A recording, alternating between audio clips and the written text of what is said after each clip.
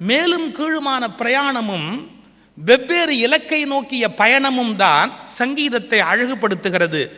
வாழ்க்கையிலும் மனிதர்கள் பலவிதமான ஏற்ற இறக்கங்களையும் பலவிதமான பயணங்களையும் சந்திக்கிற போதுதான் வாழ்க்கை என்ற சங்கீதமும் இனிமையுடையதாக ஆகிறது.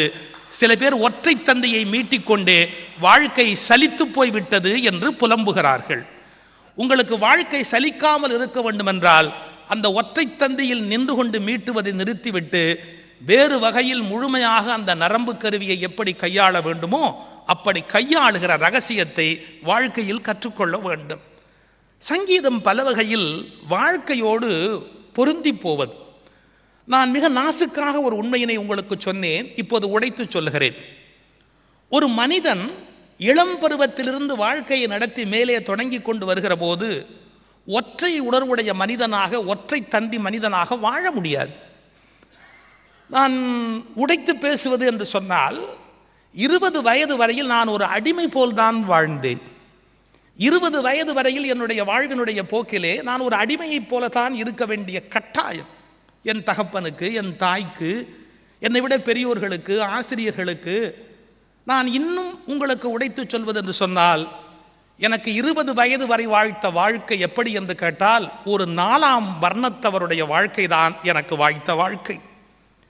ஆனால் 20லிருந்து 40 என் பயணம் தொடங்குகிற போது என் வாழ்வின் போக்கு மாறுகிறது, என் இயல்பு மாறுகிறது. என் மனம் எப்படி எதை எங்கே எப்படி நாம் திட்டமிட்டால் என்ன சம்பாதிக்க முடியும் என்கிற ரகசியம் எனக்கு புரிய வருகிறது. நான் 4ஆம் வர்ணத்தவனாக இருந்தவன் 20 முதல் 40 வயது வருகிற போது 3ஆம் வர்ணத்தவனாக பணம் பண்ணுவது எப்படி என்பதை கண்டுபிடிக்க தொடங்கினேன். என் 40லிருந்து 60 வயது வரையில் மேடை உலகத்தை பொறுத்த அளவில் ஒரு ஆட்சி செய்கிற அரசனுக்குரிய இயல்போடு என்னுடைய சாம்ராஜ்யத்தை தக்க வைத்துக் கொள்ள வேண்டும் என்கிற ஒரு சத்திரியனாகத்தான் என் வாழ்க்கையை நான் நடத்தி கொண்டிருக்கிறேன். 60லிருந்து 80 பிரயாணிக்கிற போது நிஜமான ஞானம் என்ன என்பதை தேடி ஒரு பிராமணனாக ஞானமடைய என் வாழ்வின் உச்சத்தை தொட நான் விழைகிறேன். ஒரு மனிதன் சில பேர் வாழ்நாள் முழுவதும் ஒரே வர்ணத்தவனாக நின்று விடுகிறான். ஒற்றை வர்ணத்தவனாக நிற்பவன் ஒற்றை தந்தையை மீட்டுகிறவனைப் போல் வாழ்க்கையை வீணாக்குகிறான். உனக்குள் சத்திரியனுக்குரிய அந்த சத்திரியனுக்குரிய தைரியம் இருக்க வேண்டும், பிராமணனுக்குரிய தேஜஸ் இருக்க வேண்டும், உனக்குள் உழைக்கும் வர்க்கத்துக்குரிய சுறுசுறுப்பு இருக்க வேண்டும், ஒரு வைசியனுக்குரிய செல்வம் சம்பாதிப்பது எப்படி என்கிற ரகசியம் தெரிந்திருக்க வேண்டும். இந்த காலகட்டத்தில் 4 வர்ணத்தவனாகவும் ஒருவனே இருக்க வேண்டிய கட்டாயம் இருக்கிறது என்பதை புரிந்து கொண்டு 4 வர்ணத்தவனாகவும் பயணிக்கப்படுகிற போது அந்த சங்கீத கச்சேரி சுவையுடைய கச்சேரியாக பலவிதமான இன்னிசை அனுபவத்தை ஏற்படுத்தி தரக்கூடியதாக எல்லா தந்திகளையும் பயன்படுத்தி மீட்டிய வீணையைப் போல இனிமையுடையதாக மாறுகிறது. இதை புரிந்து கொள்ளாமல் சில பேர் வாழ்வில் ஒற்றை தந்தியை மீட்டிக்கொண்டே தங்கள் வாழ்நாள் முழுவதும் சலிப்பும் வெறுப்பும் உடையவராக மாறிப்போய் விடுகிறார்கள். வாழ்க்கை ஒரு உன்னதமான மிகச்சிறந்த கச்சேரி என்பதை நாம் மறந்துவிடக்கூடாது. நீங்கள் இசைக்கருவிகளை எல்லாம் பார்க்கிறீர்கள். அந்த இசைக்கருவிகள் ஒவ்வொன்றும் ஒவ்வொரு வகையான பாடத்தை நமக்கு கற்றுக் கொடுக்கின்றன. ஒவ்வொரு கருவிக்குள்ளேயும் ஒரு நுட்பம் இருக்கிறது. இசைக்கருவி அந்த இசைக்கருவி என்ன பாடத்தை கற்றுக் கொடுக்கிறதோ அதையே இந்த மனித கருவி இருக்கிறது இதுவும் நமக்கு கற்றுக் கொடுக்கிறது. ரொம்ப விவரம் தெரிஞ்சவங்க சொல்லுவாங்க, வீணைக்கும் நம்முடைய உடல் அமைப்புக்கும் வித்தியாசம் இல்லை என்று ஒரு கணக்கு சொல்வார்கள். இப்படி வீணையை நிமிர்த்தி வைத்தால் நம்முடைய உடல் அமைப்பும் வீணையும் ஒரே தன்மை உடையது என்று ஒரு கணக்கு சொல்வார்கள்.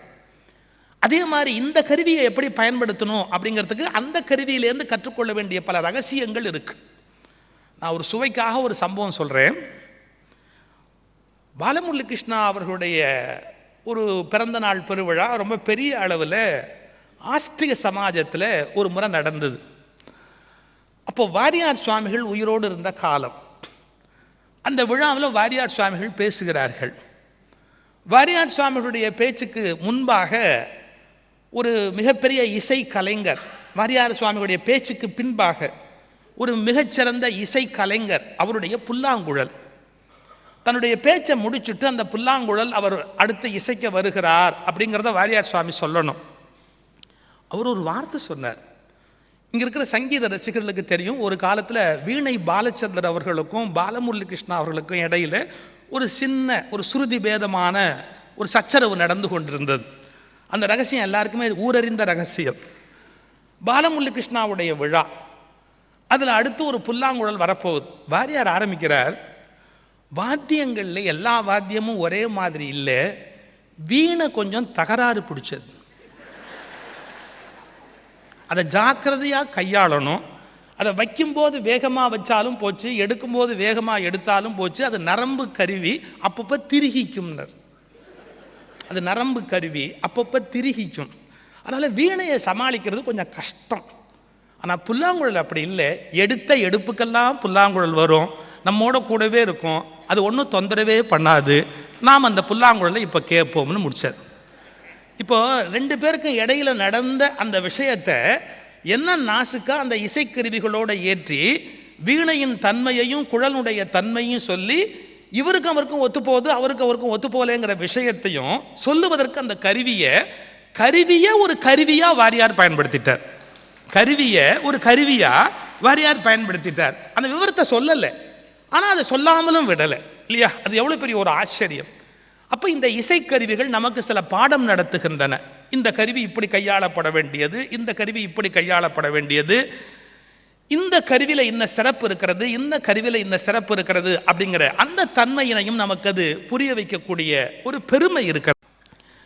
அப்புறம் வாழ்க்கைங்கிறதுக்கும் ஒரு இசை கச்சேரிங்கிறதுக்கும் இடையில ஒரு பொருத்தம் அல்லது ஊமையை முழுக்க புரிந்து கொள்ள வேணும்னு சொன்னால், உங்களுக்கு மிக பிடித்த ஒரு மிக உன்னதமான ஒரு வித்வானுடைய கச்சேரியை கேட்கிற போது நீங்கள் என்ன ஒரு ஆனந்தத்தை அடைகிறீர்கள் என்பதை கொஞ்சம் அனுபவித்து பாருங்கள், மனசால நினச்சி பாருங்கள். அப்போ அது வாழ்க்கைக்கும் அதுக்கும் இடையில என்ன பொருந்தி போகிறது என்பதை யோசிப்பதற்கு இடம் இருக்கும். ரொம்ப முன்பாக எம்எஸ் அம்மா அவர்களுடைய கச்சேரியை கேட்டவர்கள் பல பேருக்கு தெரியும். கச்சேரி ஆரம்பமாகிற போது மேடையில் எம்எஸ் தெரிவார்கள். கச்சேரி ஆரம்பமாகி ஒரு 5 நிமிஷம் ஒரு 10 நிமிஷம் அப்படின்னு ஒன்று ஆயிடுத்துன்னா கொஞ்சம் கொஞ்சமாக அந்த இடத்துலேருந்து எம்எஸ் அவர்களுடைய உருவம் மெல்ல மறைஞ்சிடும். எம்எஸ் அப்படின்னு ஒரு அம்மா, கேட்கறதுக்கு ஒரு 500,000 பேர் அப்படிங்கிற ரசிகர்கள், இதுக்கு நடுவில் சங்கீதம் அப்படின்னு திரிபுட்டி 3ஆக முதல்ல கச்சேரி ஆரம்பமாகும். பாடுகிறவர், கேட்கிறவர், அந்த பாடப்படுகிற இசை அப்படின்னு ஒரு ட்ரையாங்கிள், ஒரு முக்கோணமாக நிற்கும். எப்போ கச்சேரி ஆரம்பத்தில் கொஞ்ச நாழி ஆனதுக்கப்புறம் அப்படியே பார்த்துக்கிட்டே வந்தால் முதல்ல எம்எஸ் டிசால்வ் ஆகிடுவாங்க, அப்புறம் கேட்கிறவர்கள் டிசால்வ் ஆகிடுவாங்க, பாடுகிறவர் கேட்கிறவர் 2 பேரும் அப்படியே இல்லாமல் போய் சங்கீதம் மட்டுமே அந்த இடத்தில் நிரம்பி இருக்கிற அனுபவத்தை உண்மையான சங்கீத அனுபவஸ்தர்கள் அனுபவித்திருப்பார்கள். பாடுகிறவரும் காணாமல் போய்விடுவார், ரசிக்கிறவரும் காணாமல் போய்விடுவார். இன்னும் நான் தெளிவாக சொல்வதென்றால், பாடுபவரின் அகங்காரமும் கரைந்து போய்விடும், கேட்பவனின் அகங்காரமும் கரைந்து போய்விடும். பரமாத்மாவின் சங்கீதம் மட்டுமே அந்த இடத்தில் மிச்சமாக இருக்க முடியும். நீங்கள் ஒரு கச்சேரியின் அனுபவத்தில் இதை அனுபவிக்க முடிகிறது என்றால், வாழ்க்கையிலும் இந்த அனுபவத்தை நாம் அனுபவித்தாக வேண்டும். வாழ்க்கையை நடத்துகிற நான் வேறாக இருக்கிறேன், வாழ்க்கையில் சந்திக்கிற மனிதர்கள் நீ வேறாக இருக்கிறது. இந்த உலகத்தில் நிறைய அபஸ்வரம் கேட்கிறது. தனக்கு அந்நியமாக ஒருவரை நினைப்பதால் தான் பலவிதமான பிரச்சனைகள், சங்கடங்கள், கோபதாபங்கள், உறவு முறையில் குழப்பங்கள் எல்லாமே ஏற்படுகின்றன. உன் பசி என் பசி, உன் துக்கம் என் துக்கம், உன் கண்ணீர் என் கண்ணீர், உனக்கு ஒரு வலி எனக்கு ஒரு வலி. இத்தகைய ஒருமை ஏற்படுகிற போது இப்போது நான் நீ என்கிற 2 பிளவு மறைந்து போய், அதாவது பாடுகிறவன் கேட்கிறவன் என்பது மறைந்து போய் பாட்டு மட்டுமே மிஞ்சி இருப்பதை போல என்றைக்கு வாழ்க்கை மட்டுமே மிஞ்சி இருக்கிறதோ அன்றைக்கு கிடைக்கிற ஆனந்தம் எல்லையில்லாத ஒரு ஆனந்தமாக இருக்க முடியும். எனவே சங்கீத கச்சேரிக்கு பொருந்துகிற பல ரகசியங்கள் வாழ்க்கைக்கும் பொருந்துகிறது என்ற எண்ணத்தோடு நாம் அந்த சங்கீதத்தை கேட்பதற்கு, வாழ்க்கையை நடத்துவதற்கு பழக வேண்டும். ஒவ்வொரு கருவியினுடைய சிறப்பில் சில சிறப்பு சொன்னேன். அதில் ஒவ்வொரு கருவிக்கு ஒரு விதமான சிறப்பு இருக்குது. இந்த இசைக்கருவியை வாழ்க்கையோடு இணைத்து அனுபவித்த பெருமை நம்முடைய முன்னோர்களுக்கு உண்டு. எப்படின்னு கேட்டால், சங்கரதாஸ் சுவாமிகள் தம்முடைய நாடகத்தில் ஒரு காட்சி சொல்கிறார். திருமணம் நடக்க போகிறது. அந்த திருமணம்னு சொன்னால் உங்களுக்கு தெரியும், பலவிதமான வாத்தியங்களை முழக்குவார்கள். ஒரு திருமணத்தில் பலவிதமான வாத்தியங்கள் கேட்பது சகஜம். நாம் அதுக்கு இப்போ வித்தியாசமாக ஒரு காரணம் சொல்கிறோம். தாலி கட்டுற போது கெட்டி மேளம் அப்படின்னு சொல்லிட்டு அந்த மேள ஒலியில் தாலி கட்டுறது அப்படின்னு இப்போ ஒரு பழக்கம் வச்சுருக்குறோம். அதுக்கு நாம் சொல்கிற வித்தியாசமான காரணம் என்ன அப்படின்னு கேட்டால், யாரான ஒருத்தர் அபசுரமாக ஏதானு ஒன்று சொல்லிடுவார், அந்த இடத்துல அபசகுனமாக ஏதாவது பேசிடுவார், இல்லை தும்மிடுவார், அதுக்குன்னே சில பேர் வந்திருப்பான். அந்த மாதிரி ஏதானு ஒன்று நடந்துடுத்துன்னு சொன்னால் அந்த இடத்துல நல்லா இருக்காது, அதெல்லாம் கேட்கக்கூடாது, அதனால் மங்கள ஒலி மட்டுமே கேட்கணும் அப்படிங்கிறதுக்காக வாத்தியங்களை வாசிப்பது வழக்கம் அப்படின்னு நாம் சொல்கிறோம். ஆனால் சங்கரதாஸ் சுவாமிகள் தம்முடைய நாடக காட்சியில் ஒரு காட்சியில் சொல்கிறார், ஒரு தலைவன் ஒரு தலைவி பிரிந்திருந்தவர்கள் இப்போ திருமணம்னு இணைகிறார்கள். பலவிதமான இசைக்கருவிகள் அங்கே முழங்கின. அந்த காலத்தில் எப்படின்னு கேட்டிங்கன்னா, இந்த ஊதுவார்களை துந்துபி, அந்த துந்துபியை கூட திருமண வீடுகளில் வாசிப்பது வழக்கம். அப்புறம் சங்கு முழங்குவது என்பது பழைய வழக்கம். சங்கு மங்கள பொருள். நாம் இன்னைக்கு வேறு மாதிரி முடிவு பண்ணிட்டோம், அது அதுக்கு மட்டுமே ஊதுறது அப்படிங்கிற மாதிரி ஒரு ஐடியாவில் நாம் இன்றைக்கி வந்துட்டோம். என்னுடைய நண்பர்களில் நல்ல நண்பர் சித்சபேசன், சித்சபேசன் ஒருத்தர் ரொம்ப நல்லா பேசுவார். அவர் ஒரு காரில் போகும்போது அந்த கார் லேசாக விபத்துக்குள்ளாயிடுச்சு. அதாவது ஸ்டீரிங் கையோடு வந்துடுச்சு. அவர் டிரைவர் அப்படியே ஸ்டீரிங்கை கையோடு எடுத்துரு. அவனுக்கு பேர் கோவிந்தன் வேறு பேர். அவன் சக்கரத்தோடு அப்படியே திரும்பி, சார் கையோடு வந்துருச்சு சார் அப்படின்னு. இவர் அப்பவும் ஜோக் அடிக்கிறார், கோவிந்தன் தானே சக்கரத்தோட காட்சி கொடுக்க வேண்டியது தானே அப்படின்ட்டு அடுத்த கேள்வி கேட்டார், சங்கு எங்கேன்னார். சங்கு சக்கரத்தோடு தானே பெருமாள் இருக்கணும், சங்கு எங்கேன்னு. அவன் அந்த ஆபத்துலையும் ஜோக் அடித்தான், சீக்கிரமாக ஊதுவாங்க சார்னா.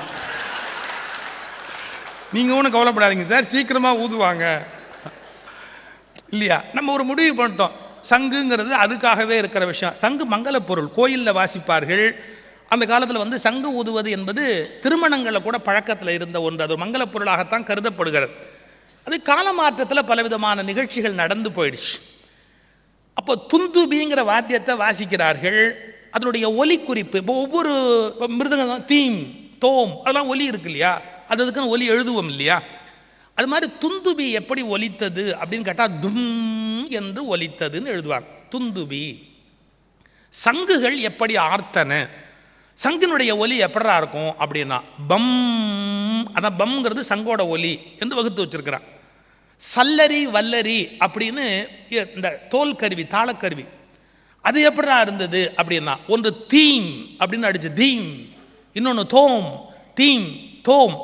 மொத்தமாக சேர்த்து சங்கரதாஸ் சுவாமிகள் சொன்னார், துன் பம் தீம் தோம், துன்பம் தீர்த்தோம், இவர்கள் துன்பத்தை தீர்த்தோம் என்று அந்த வாத்திய கருவிகள் முழங்கின என்று ஒரு குறிப்பு கொடுத்தார். அந்த இசைக்கருவி அங்கு முழங்குகிற போதே துன்பங்கள் தீர்க்கப்பட்டு விட்டன, துன்பம் தீர்த்தோம் துன்பம் தீர்த்தோம் என்ற ஒலி குறிப்பை அந்த இசைக்கருவி எழுப்பியது அப்படிங்கிற மாதிரி ஒரு காட்சியை கொண்டு வரார். அப்போ அந்த இசைக்கருவிகளுக்கு அவை எழுப்புகிற ஒலிக்கு ஒரு மங்கள குறிப்பு இருக்கிறது. அது மாதிரி வாழ்க்கையிலும் நாம் சொல்லுகிற சொற்கள், பேசுகிற பேச்சு, நடந்து கொள்ளுகிற முறை, அதில் எப்போதுமே மங்கள சொற்களை பின்பற்றவர். நான் உளவியல் தத்துவத்தில் ஒரு சின்ன பகுதி சொல்கிறேன். இப்போ சில பேர் சில வகையான சோகமான சொற்களை அடிக்கடி சொல்லிக்கிட்டே இருப்பாங்க. நான் அதை மேடையில் கூட சொல்ல வேண்டாமேங்கிறதுக்காக நான் உதாரணத்துக்காக கூட சொல்லலை. என்னது உதாரணத்துக்காக சொல்லி அது சில பேர் மனசில் ஆழமாக பதிஞ்சுடுத்துன்னு வச்சுங்க. வீட்டுக்கு போனதுலேருந்து அதை ஆரம்பிச்சுடுவாங்க, இந்த கைங்கரியத்தை நான் பண்ணி வைக்கணுமா, வேண்டாம். ஆனால் அவங்கவுங்களுக்கே தெரியும், நாம் ரொம்ப சோகமாக இருக்கும்போது ஒரு சொல் சொல்வோம், ரொம்ப கோபமாக இருக்கும்போது ஒரு சொல் சொல்வோம், ரொம்ப வருத்தமாக இருக்கிற போது ஒரு சொல் சொல்வோம், எக்கச்சக்கமான ஆத்திரத்தில் இருக்கிற போது ஒரு சொல் சொல்வோம். நான் ஒரு மிகப்பெரிய உண்மையை சொல்லட்டுமா, இந்த சொற்கள் எவையுமே நம்முடைய சொந்த சொற்கள் இல்லை. என்ன சொந்த சொற்கள் இல்லை?